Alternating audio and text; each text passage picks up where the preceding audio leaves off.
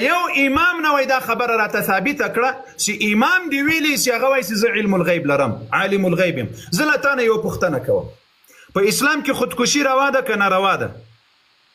خودکشي ناروا ده کاري صاحب.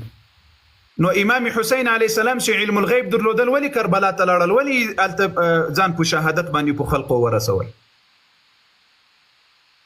دا خو خدایي طرف نه نظامي کنه.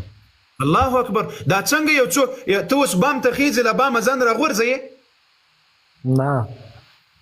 نو امام صادق امام حسین علیه السلام چې خبرو زه په کربلا کې شهید کېږم، آیا هغه ته د قرآن عظیم شان دا آیات نو معلوم چې ولا تقتلوا انفسکم خپل ځانونه مه وزنیه؟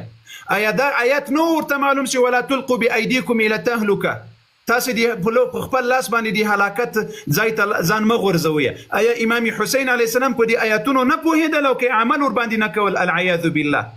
دا د موږ اعتراض نه ده. ته وایې چې هغه علم الغیب درلودل، ته وایې چې امام حسین په غیب و خبر ول، نو څنګه په غیب و خبر ول چې دی له ماشومانو سره، له ورونو سره، له اهل بیتو سره په کربلا کې شهید کېږي؟ دا خو خدای ناخواسته امام حسین علیه السلام د ټولو اهل بیتو مسؤل دسې ټولې کربلا ته ورسره بوتلل او دی خبر و چې دلته به زه شهید کېږم. دا څومره لوی سوال دسې په خپل ځان باندې راوړیه، تر څومره لوی اعتراض لاندې ځان راولیه. یعنی امام حسین د محمد صاحب د ما په سوال ځان پوهه کړی، مولانا عرفان الله صاحب، یعنی امام حسین علیه السلام په غیب و خبر و، دی له مکې را روانېدل، ده ته معلومات و چې زه په کربلا کې شهید کېږم. اخا نو اوس دی کربلا ته راغلل، له ده سره 2 اهل بیت شهیدان سول.